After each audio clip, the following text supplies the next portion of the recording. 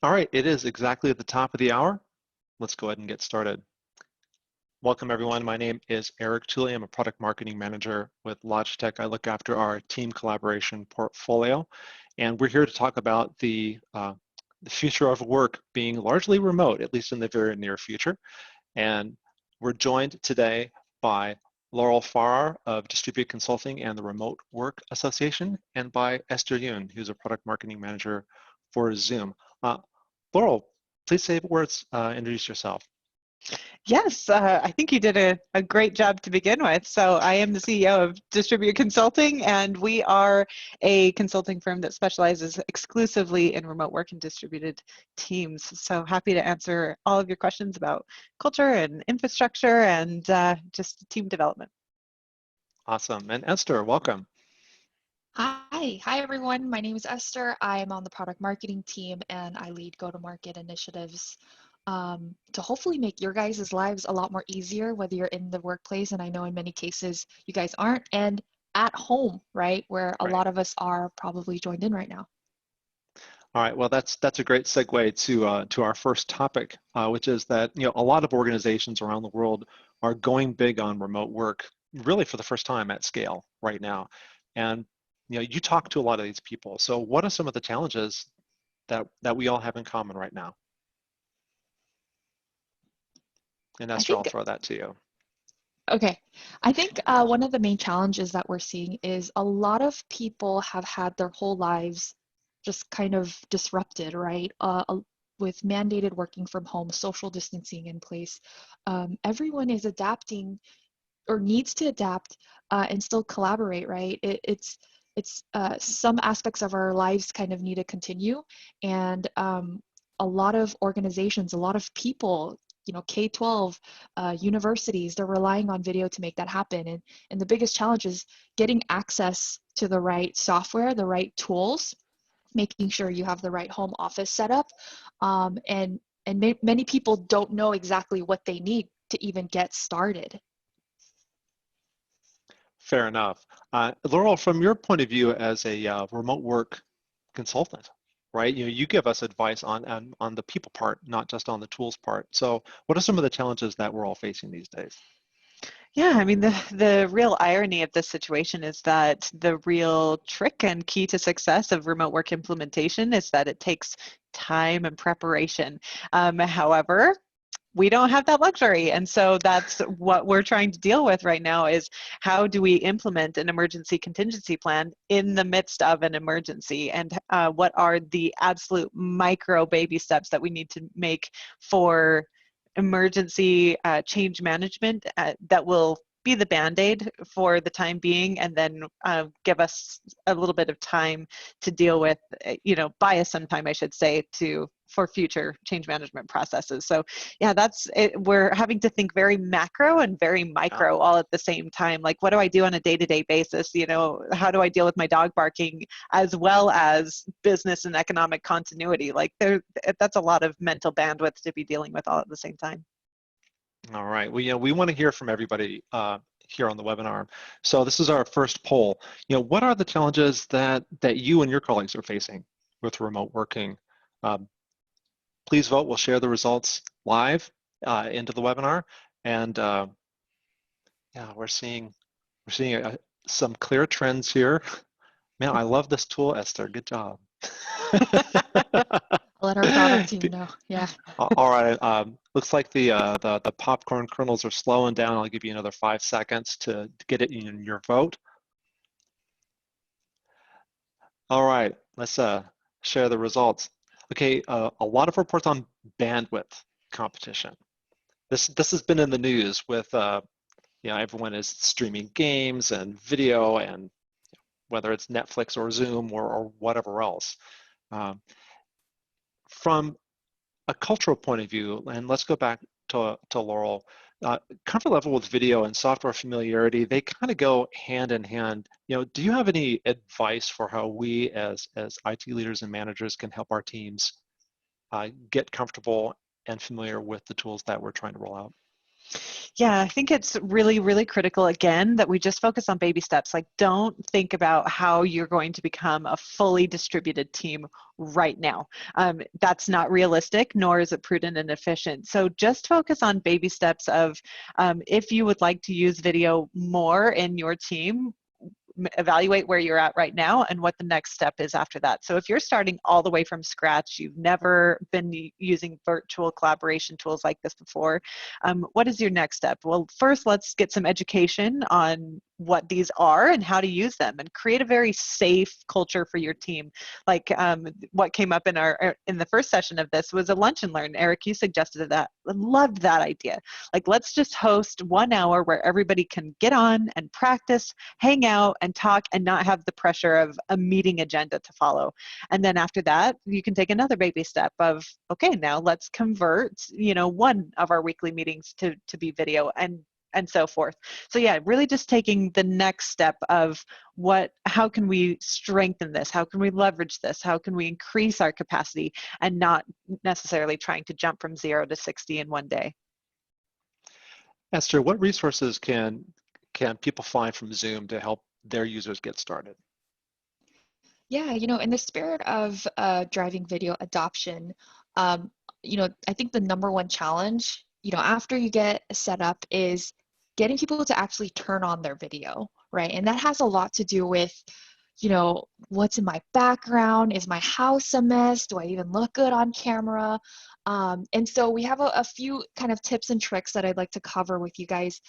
Making sure that you have a great webcam, a great headset, a webcam light, making sure your face is lit so that, people can actually see you. That's huge. But I'm going to show you guys something real quick. As nice as my background looks, that is not my actual home.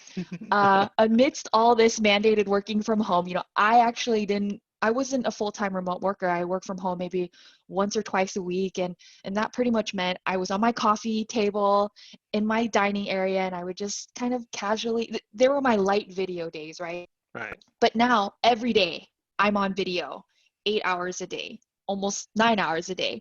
And I'm going to show you what my second bedroom looks like, because this is where I had to make my makeshift office. So not the ideal background I want when I'm talking to customers, let alone when I'm on a live webinar with hundreds of people. So, take advantage of virtual background. It gives you that little extra peace of mind. We even have a feature called Touch Up My Appearance. It kind of just gets rid of those under eye baggages for those late nights or early mornings. These are all, oh, you look great, Eric. Yeah. These are all little things that can help build confidence and just like a little bit more security, and push people towards, turning on their video. All right. Well, I can't let go of a setup like that without wanting to talk about what Logitech can do to help people look good on video. And of course, we're all using Logitech Zone headsets for our audio, and I'm sitting in front of a Brio webcam, which is, a marvelous piece of equipment for making up for bad lighting in a typical home office. And we're very happy to say that there are 2 of you who are on the webinar today are going to be awarded with our Pro Collaboration Kit, which gives you a headset and a webcam. And also we have a winner to get some consulting with our expert, Oral Farr, who can help your team figure out how all this remote transition is going to happen. And so having an hour of one-on-one time with an expert, tremendously valuable and useful prize. And so just stick with us throughout the rest of the panel. We've got a Q&A session, and then we'll announce our winners. So let's go to another question. All right, actually, let's go to another poll, because we're talking about how to get people to turn video on, right? How to get people comfortable with video. Of course, when you are comfortable with video and you've got video on, you might have some new coworkers on camera. So, hey, everybody, tell us who's been showing up on camera from your home office these days. Oh, we've got a lot of people with pets and kids.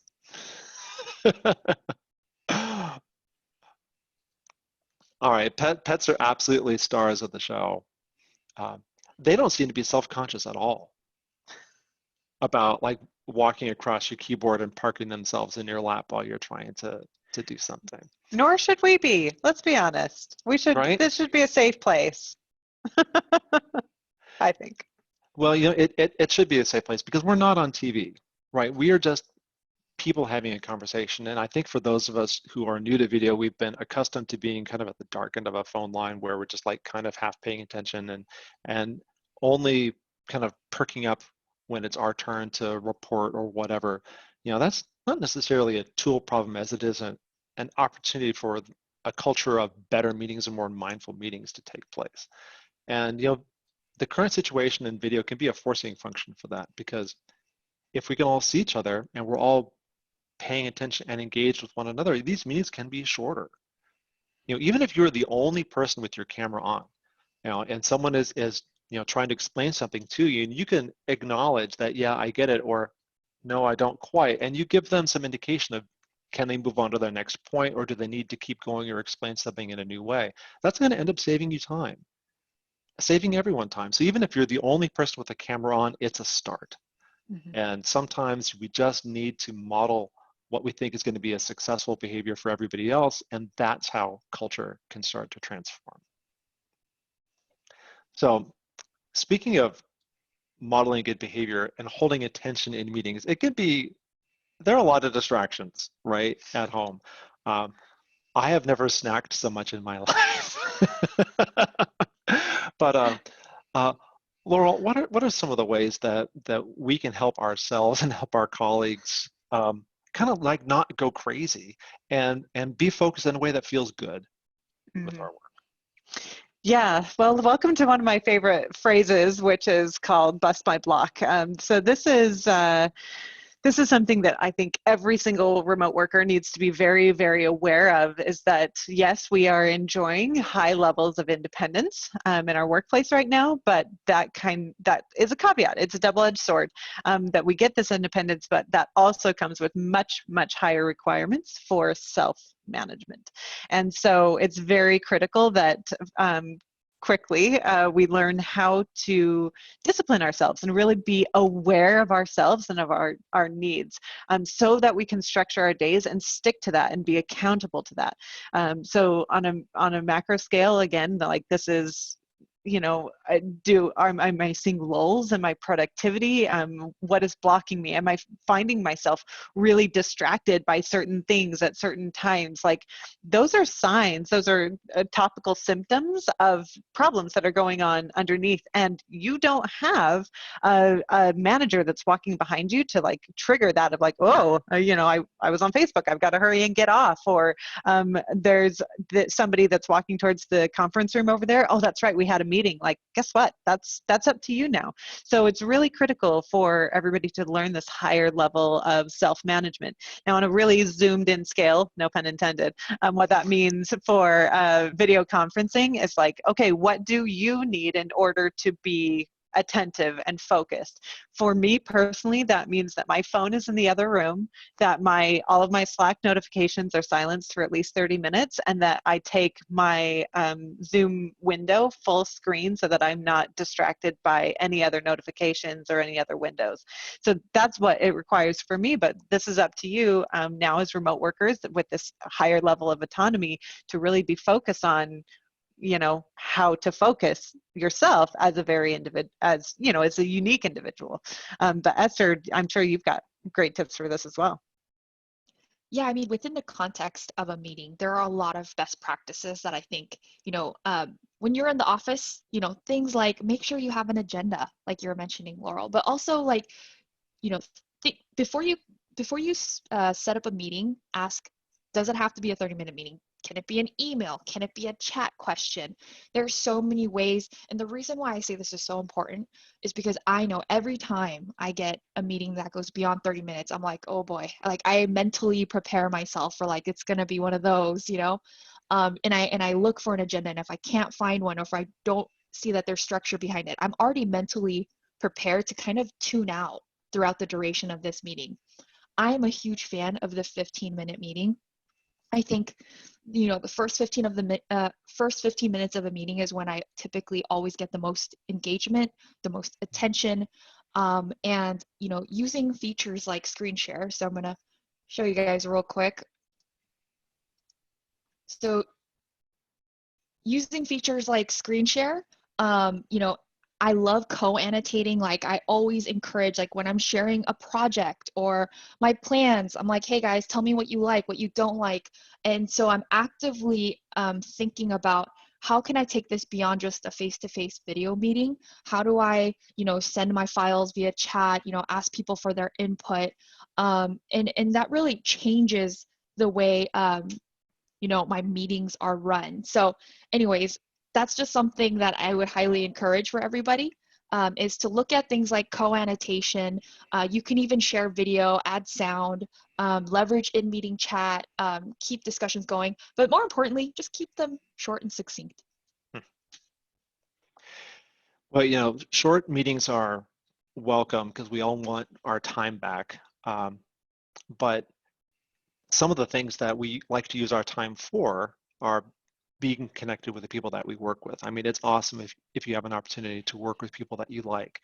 And, you know, I miss my friends when I don't get to see them. Laurel, what are some of the ways that we need to be fostering connection with our coworkers now that we're just not going to run into them anymore? Yes, the remote worker isolation problem, right? Like this is Yeah. such a hefty topic and an important one.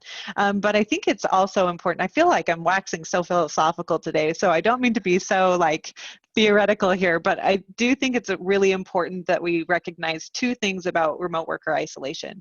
One is that the primary cause of remote worker isolation is not social, it's informational.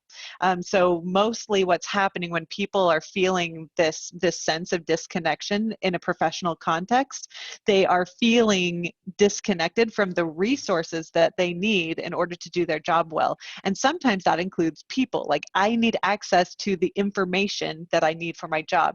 Sometimes that's asking a person a question. Sometimes that's knowing, you know, where to find that certain paperwork. Sometimes it's just the ease of access to certain equipment.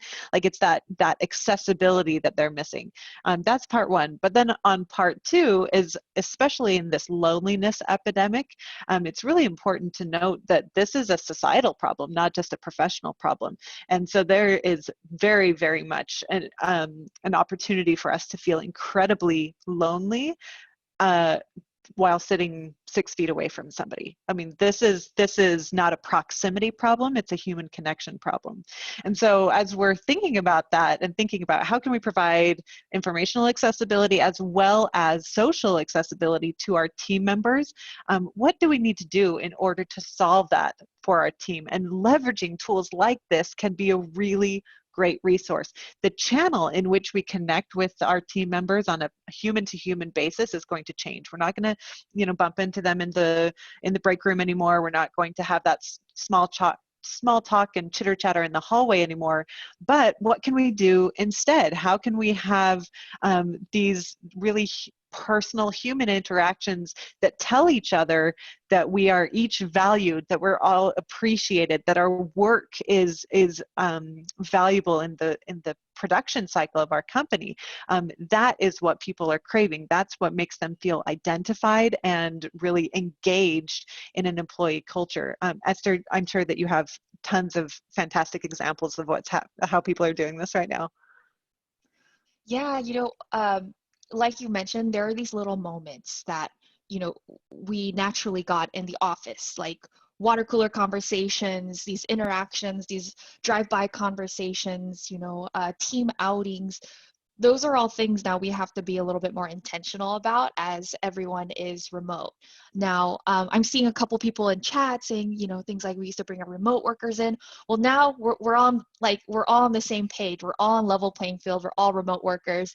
So it's our job to kind of think, how do we replicate those really, really critical experiences for virtual environments? And I want to share a couple examples of what Zoom has done. Actually, this is one from Halloween, and this is how we've always kind of incorporated all of our employees. We love to encourage people to dress up, you know, every Friday.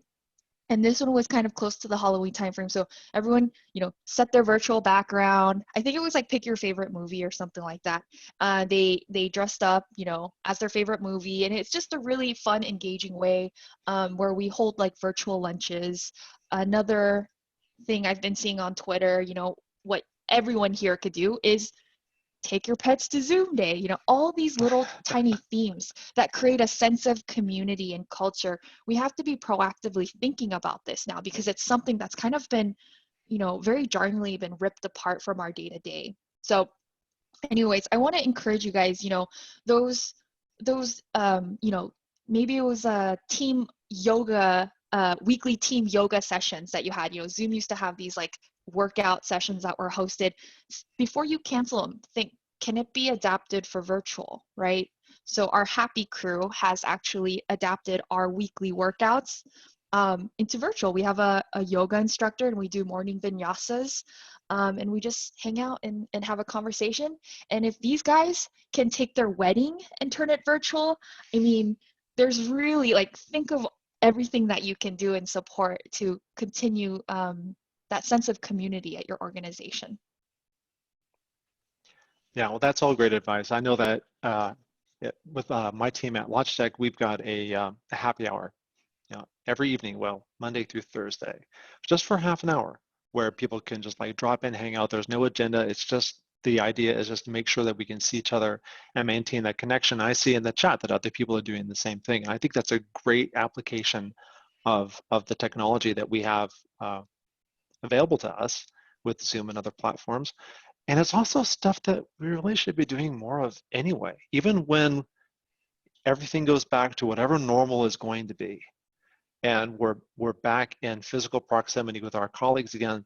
Laurel, a lot of the stuff that you were saying about, you know, like validating people's contributions and really seeing them and being present for them, you know, we could use more of that in normal life, in everyday circumstances. So this is all great advice that we're paying attention to in a new way now, but I think is going to do us do a service if we keep paying attention to it over the future.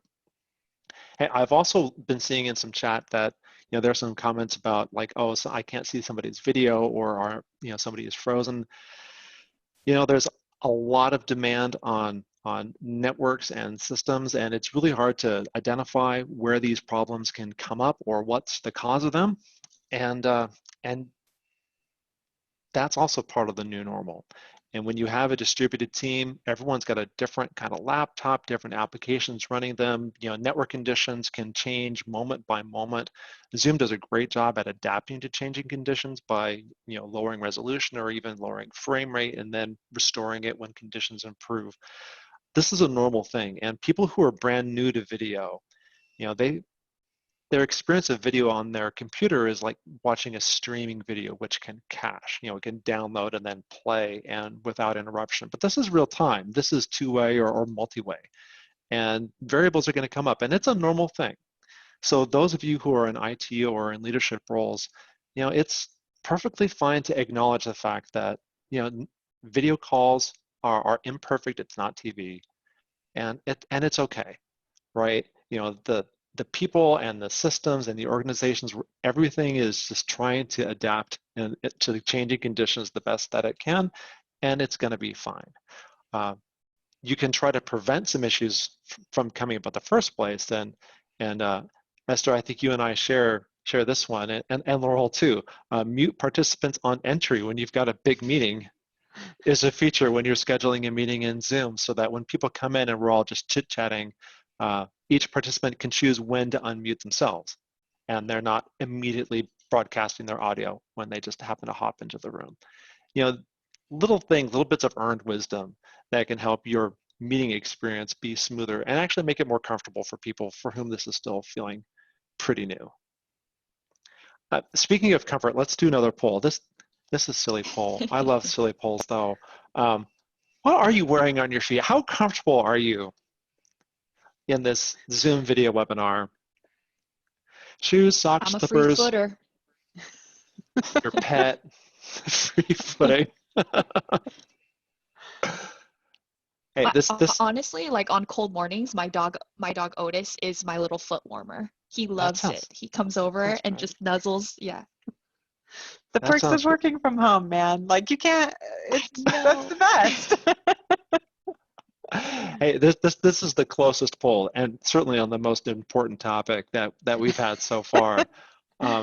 Well, let's hear it for Slippers. Slippers for the win. I'm wearing actual shoes, but I may have a blazer and a dress shirt on, but I'm wearing jeans and tennis shoes. So, these are ways that we adapt. Um, and speaking of questions in chat, there's tons of people talking in chat and a lot of Q&A coming in. Keep it coming. We're going to switch to Q&A now. We are fortunate to have two industry experts on hand to answer your questions. And after the Q&A, we're going to announce winners for our prizes. So please do stay with us. So we've got a question I'd like to start with. This is for Esther. When it comes to bandwidth, how is Zoom different from others out there? What advantages can people expect using Zoom? Yeah, so the advantage of Zoom is that, when Eric Yuan, our CEO, created this platform, and I'm going to use this analogy because I think it's the easiest to understand. Think of it when you are building a bridge. When you create a bridge, are you going to create it for foot traffic or for highway traffic, right? And video is like highway traffic. And so you have to build a bridge like the Golden Gate Bridge. That could not have started out as a footbridge and then scaled up to support, those hundreds and thousands of tons of traffic and weight that are on it every single day. You have to think of the largest use case or the actual use case that you want to support and build for that. So our biggest differentiator is that our solution is architected for video, which is highly more bandwidth heavy than companies that maybe led with audio first platforms. So from an architecture standpoint, that's kind of Zoom's bread and butter. From a day-to-day kind of adaptive technology standpoint, it's exactly what Eric mentioned. Video is another variable that you're adding, and video in many cases is also real time. And so having a solution that can detect variables and adjust variables. So for example, if your home internet is slowing down because of bandwidth challenges, Zoom can identify this, or maybe you're in the back of an Uber with your mobile device, you're going under a bridge. Zoom will always prioritize audio because from an experience standpoint, that weighs higher than video, and will bring back video when your bandwidth can meet that capacity. So those are kind of the main things that Zoom does from a product standpoint to ensure that you're having the best experience that you can with the variables that we have access to. Great, thanks, Esther. Laurel, we've got a question for you.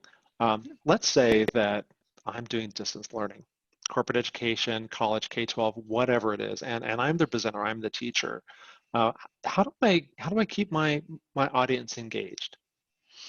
Yeah, having designed a lot of virtual courses, my personal tactic here is kind of like what we were talking about earlier when we were talking about meetings and keeping the content dynamic. That's the exact same suggestion that I have for that, is to bounce around. Like, let the attention spans be shorter for different types of learning and different types of interaction. So all of the tactics and strategies that we're using during this webinar, you can do in your own meetings plus more.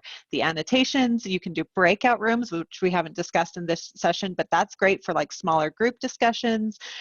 You can do share your screen and do some whiteboarding. You can show a video, like allow the content to be very diverse, and feel free to break it into smaller chunks, because I mean, nobody wants to sit in a classroom for 3 hours and listen to a lecture, and likewise nobody wants to sit in a home office and watch a screen for 3 hours. It's just not going to happen. Your attention is going to burn out. So yeah, break things into 5, 10, 15-minute chunks and have fun. Just play with this as a platform, and let your students be more engaged in their educational experience. Great. Actually, I have a couple of things to add there that hopefully other people can apply. The beauty about video and this as a platform is you can offer flexibility. So for example, I've seen a lot of EDU professors K through 12 and higher ed implement live meetings, but then also sprinkle in, pre-recorded sessions for, watching when they have time, and then having these kind of office hours for purely discussion. So come prepared to answer or talk about these 3 topics. We're going to have polls, we're going to have breakout rooms, which allow you to break out a meeting into sub-meetings. So let's say you have 10 people, you could break them out into 2 groups of 5 and say, hey, work on this project and we'll reconvene. So there are different ways you can format teaching now with the power of video.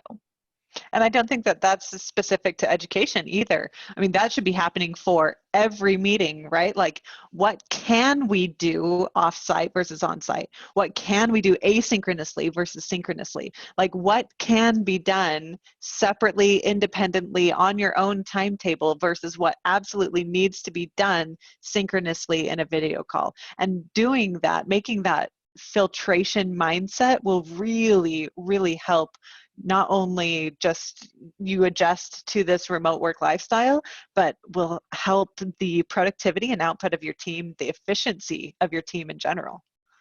It's a great opportunity to flip the meeting or flip the classroom where let's we know what we want to talk about, we know what we need to do, but instead of talking about the work that hasn't been done yet or that's already been done and reporting on it, that's great to be done asynchronously. But if everyone does a little bit of pre-work, even if it's just 5 or 10 minutes, to look at the deck, look at the agenda, look at the whatever it is that we need to agree on or decide ahead of time, then the meeting can focus on the dynamic conversation, what we can't do by ourselves, right? Yep. As opposed to let's go through and read someone's slides as they read them aloud to us, which is the death of any meeting, right? Absolutely. Yeah, so we're going to do just one more, and I'm going to round robin this one. And we're all probably guilty of some violations here, but what is a point of etiquette that you just wish that everybody who's on a video call would exercise on a consistent basis? What do you wish people would do for video etiquette? Laurel, let's start with you. Yes, so I would say, I know this is redundant, but I would say be aware of your background and just aware of where you are. You would not believe the stories that I could tell about like what I've seen in people's background or how they think like, oh, I'm just hanging out on my phone, right? Like they feel like they're FaceTiming a friend. And so they kind of take this casual posture, and it's like, look, you might be in your home. You're right, but this is not personal time. This is professional time. Please be appropriate in your mindset, be appropriate in your posture. I don't want to see you on your bed. I don't want to see your bed behind you. Like it gets very awkward very quickly. So that's my pet peeve of like, just be aware of where you are, how you look, and remember that this is a professional context and you need to act accordingly. Great. Esther, same question to you.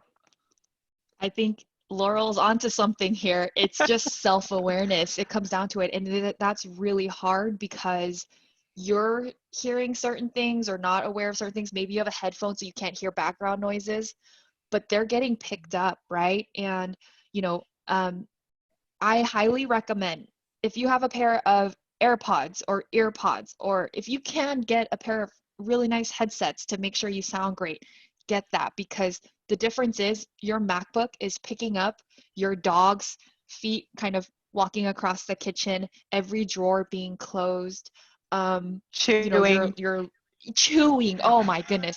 Oh, pro tip right here. If you stay on mute and you do a long press on the space bar, you can temporarily unmute your mic. So a lot of times when I'm in larger meetings, I always stay on mute and literally only use this when I need to speak up. That way I know that if my husband's playing a video game and he makes a really cool shot or whatever, and he's cheering, it's not going to get picked up into my meeting. Exactly. Or if my dog starts barking at the mailman, it's not going to get picked up. Pro life tip. People are asking, it's a long press on your space bar. So as long as you're holding your space bar, you will unmute temporarily. Yeah, just think of it as push to talk. Make sure that Zoom is in focus, right? You can't have clicked into another app. Otherwise, you're going to end up like erasing whatever you wrote with a bunch of spaces or something. Yeah. But if Zoom is in focus, then that push to talk thing work. I use that all the time too. Mhm.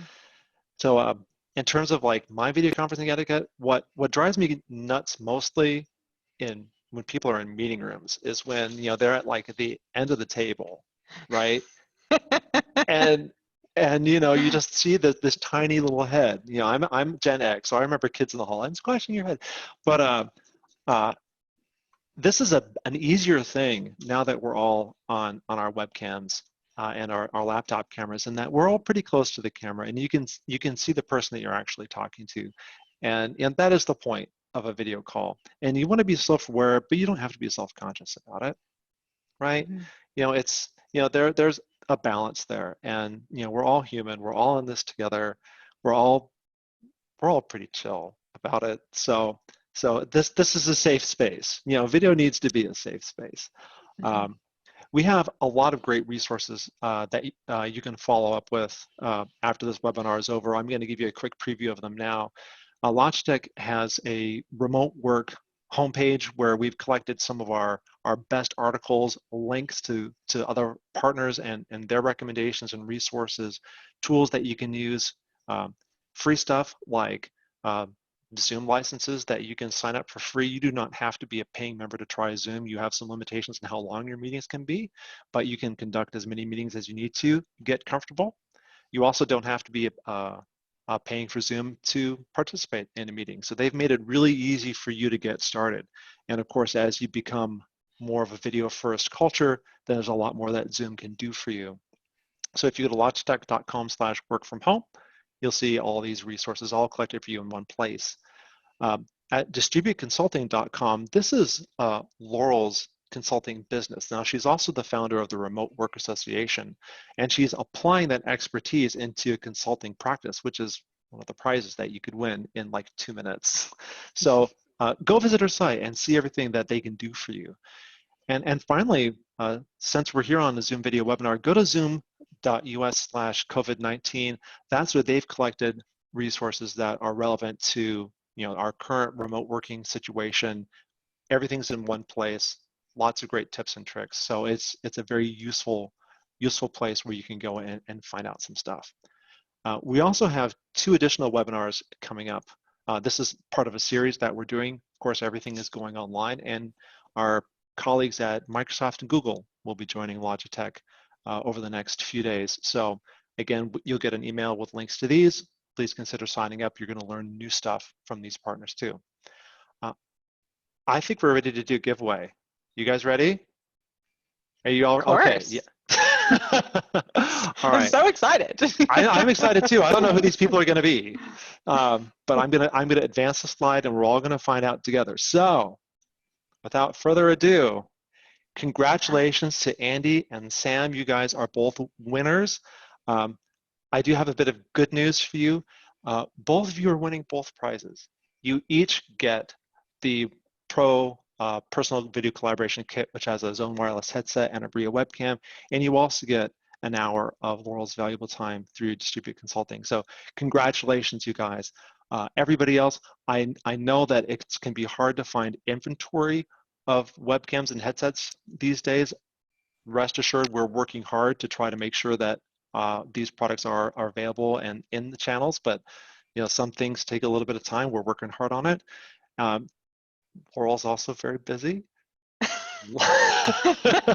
Lots of speaking opportunities, and we really appreciate that you've taken the time to share with all of us on this webinar today.